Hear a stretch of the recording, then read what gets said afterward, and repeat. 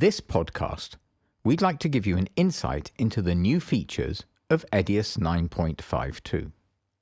EOS 1DX Mark III support, proxy workflow with EOS C500 Mark II, extended AAF export, consistency check for restoring offline clips. EOS 1DX Mark III support.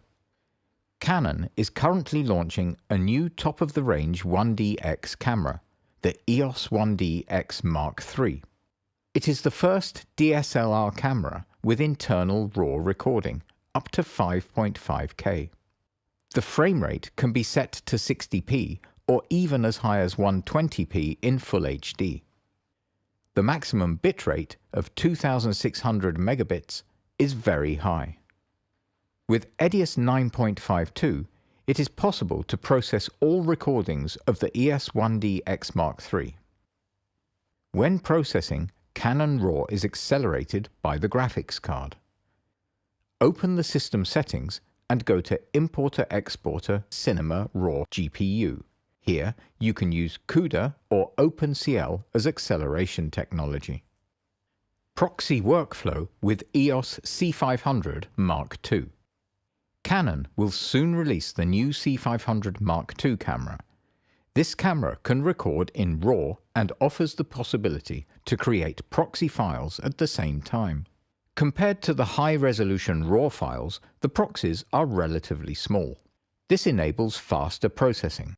The proxies can be transferred directly from the camera to the editing station via FTP or from the memory card via laptop. The editor can import the proxies directly, insert them into the timeline, and edit them as required. Edius already enables a Sony XAVC proxy workflow. With Edius 9.52, a Canon XF AVC proxy workflow is now supported. This offers great advantages. The C500 Mark II camera records RAW video on a compact flash express card, while the proxies are simultaneously written on an SD card. For the proxy workflow in Edius 9.52, import the proxy files directly from the bin window. The XF AVC proxy files are located in the Clips folder, which can be found in the Contents folder. Edius correctly recognizes the files as Canon XF AVC proxy files. This is indicated by an icon in the top right corner of the thumbnail. Edit your project with the proxies as usual. As soon as the high-resolution material of the compact flash express card is available, you can replace the proxies with the RAW. To do this, go to the source browser. If the files are still on the card, it will automatically appear in the Cinema RAW folder. If you have previously transferred the material with the complete folder structure to your hard drive, you have to add the location of your card manually by right-clicking. Edius automatically recognizes that proxies can be replaced with high-resolution material. Confirm that you want to replace, and then click OK in the subsequent dialog window. Extended AAF export. There is also news regarding the AAF export. AAF is used to exchange files between different programs within a production process. The format ensures that the files can still be read by other applications after they have been edited.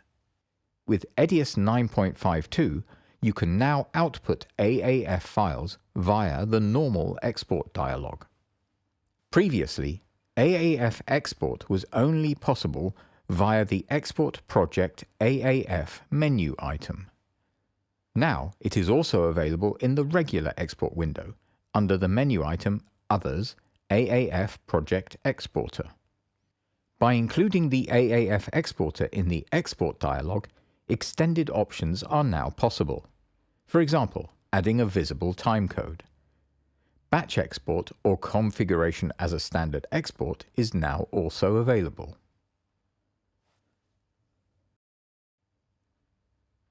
Consistency check for restoring offline clips.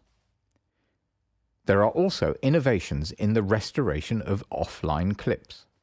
As soon as you want to restore offline clips, Edius 9.52 displays the result of a consistency check. This way, you can see immediately whether, for example, the contents of the files or the clip lengths do not match.